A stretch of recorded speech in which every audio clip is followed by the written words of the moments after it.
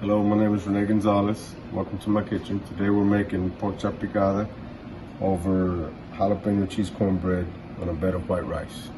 The meal we're making is it's going to be pork chops picada. That's what we call it in this household. And it's going to be about 6 pounds of pork chops, boneless.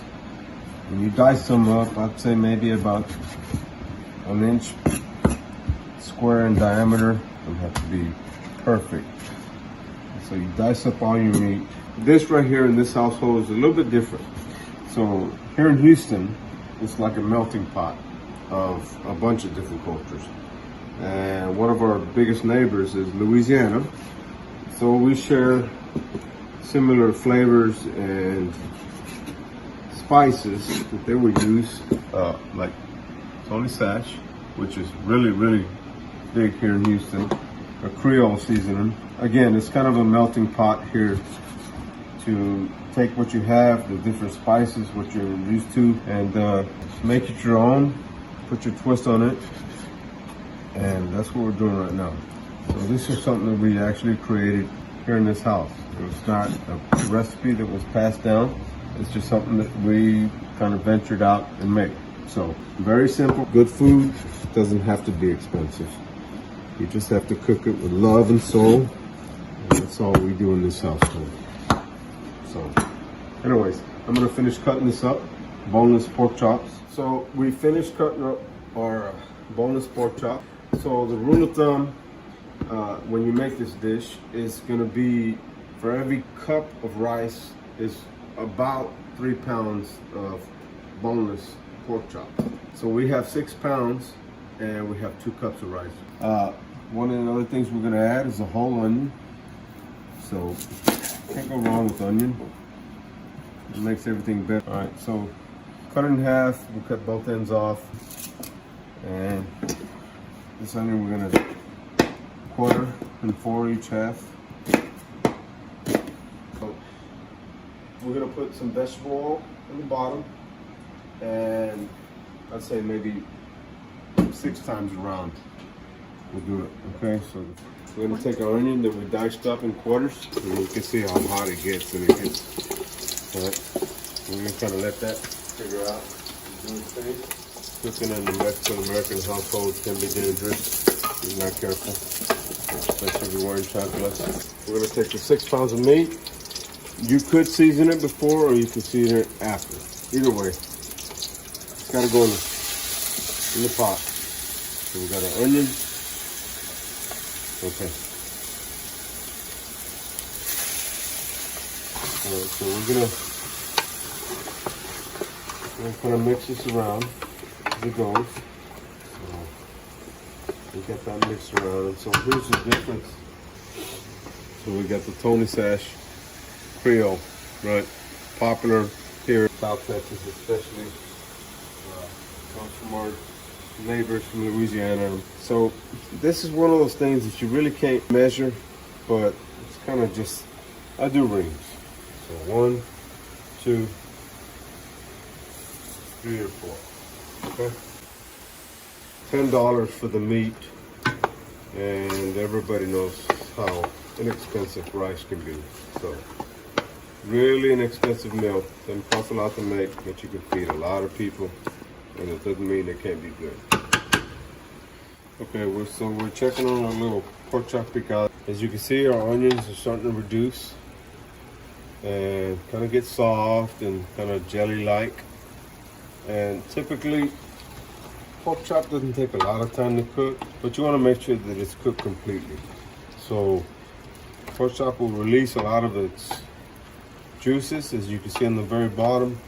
And a good rule of thumb is when this juice disappears and the pork chops start to brown, that's kind of an indicator to let you know that it's time to lower the heat, cover the top, and start preparing your other sides.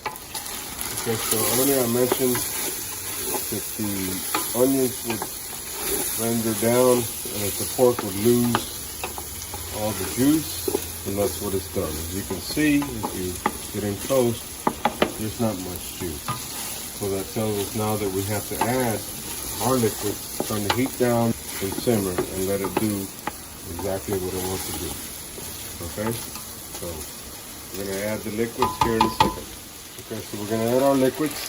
We're gonna add 2 10-ounce cans of Rotel or diced chile. We're gonna add 1 8-ounce can of regular tomato sauce. And this is kind of one of those things that, depending on your pot, you want to make sure that you have enough liquid. We're gonna turn this over. And honestly, just by looking at this, I can tell you we're gonna need another can of tomato sauce. Because what you want is you want it to almost submerge. And that could be the size of your pot, depends. But you want to kind of almost have it submerged. And a little bit shy on that. So I'm gonna add another 8-ounce can of tomato sauce here in a second. Okay, so we're adding another can, which makes a total of 2 cans, 2 8-ounce cans of tomato sauce, and 2 10-ounce cans of Rotel or whatever version you want. In the background, you hear the water going because with this dish, you don't want to make it like spaghetti, so you don't want to overdo the red sauces. Rotel or whatever you're adding to it is going to give it enough spice, and then you got the tomato sauce. And if you just keep adding red, then you're going to wind up with a big old thing of spaghetti, pork chop spaghetti, and that's not what we're going for. We're going to take the can that we use, 8 ounces, with our hot water running. We're going to take that hot water, and this is going to be just enough, as you can see, to kind of submerge the meat. Mix it around a little bit. But this right here is going to submerge the meat enough to where we're comfortable that we can cover it, and now it's going to be simmered and become super, super tender. So we're going to reduce our heat. We're going to take our heat down to almost a low, and then we're going to cover it. All right, so we're going to make our white rice to go with our pork chop picado. So we have running hot water. We've got 2 cups of rice filled with hot water, and we're going to turn this. And the idea behind this is you want to wash your rice. So as long as the water's cloudy, your rice is not clean when you're making white rice. So we're going to remove this and continue the process until our water is clear. It's going to take a few times, and we'll get back and show you when it's actually clear. Okay, so our rice, the water has finally cleared out, as you can see. And so you're going to take your middle finger, and typically you're going to go with about this first bend of it, no more than half of it. So if you put it in here and you touch the top of the rice, and it's in that bend, that's where you want it to be. I'm going to remove this water. I'm going to put fresh cooling water. You touch the top of the rice, and if it is there, and it is right at the bend, then you know you have enough water. Now, you always add flavor. So every cup, generous, is going to be a tablespoon of butter. And for every cup, as we use fajita seasoning, every cup is a tablespoon of butter and a tablespoon of fajita seasoning. Now the good thing about the tablespoon of fajita seasoning is it doesn't have a heavy salt base. So you can be generous and not worry about over salting your rice. So we're just gonna give it a quick little turn. And if you don't know how to do rice, which is normal, most people don't, not white rice anyways, we are gonna put this on the stove, bring this to a boil.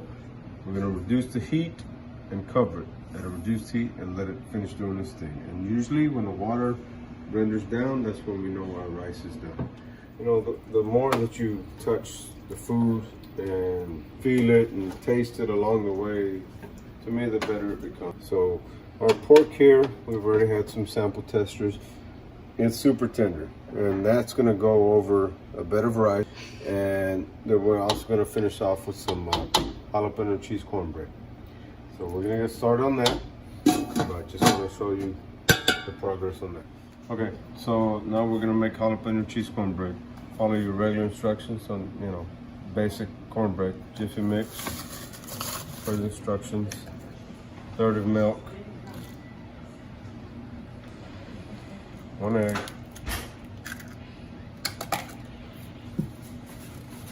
And here's what makes a difference. So we're gonna add a pickled jalapeno. 1 is fine. If you like more spice, you add more. Cut off the stem, of course. You're gonna go down. So we're gonna leave the seeds. And there's enough cornbread for that to kind of spread out. So we're gonna make sure that this is all chopped up. Fine pieces. Simple, inexpensive ingredients. Stuff that you probably have in your fridge right now to make this cornbread. Okay, so we're gonna add that. And then, of course, our cheese. So you just kind of break it off with your fingers, of course, with clean hands. Mix it around. 2 slices is good. Now, cheddar cheese doesn't work as well because cheddar cheese, for whatever reason, inside the cornbread kind of breaks up and creates these kind of bubbles in there. The only difference that we added was just the jalapenos and cheese. So we're gonna mix this up. So we've got that mixed up pretty good and really quick. So we're gonna take about a tablespoon of butter or so, mix it in there. We're gonna take it and just cover it around the bottom and the sides because we don't want our cornbread to stick. Okay. Not only is that gonna add flavor, but it's gonna keep our cornbread from sticking. So from there, complete your instructions. Add the cornbread. We'll get back with you when that's done. Okay, so our pork has been going, I'd say 30 to 45 minutes, give or take. The longer you leave it covered with your liquids in there, the more tender it's gonna get. All of that meat is gonna absorb the rotel, tomato sauce, pony sash, and everything else we added in there. Okay, so that's about done. We already checked it, super tender. So we can go ahead and turn this off and just let it rest. Now back to our white rice. Okay, so the color of the rice here, the white rice, it's got a little brown tint to it. So now it's boiling, so now we can reduce the heat almost to a low. You can get away with almost completely low. And then you want to cover it. Need a little bit more of a roll. Not about there. You want to cover it and just let it sit. One of the things that happens when you wash the rice is you take away that chance for it to foam. So if all goes well, we washed it clean, this rice is not going to foam on us. Okay, so our white rice is done with the butter and fajita seasoning, and you can tell that it's done, that it starts to separate, and pretty much when the water blenders down, your rice will be done. Provecho.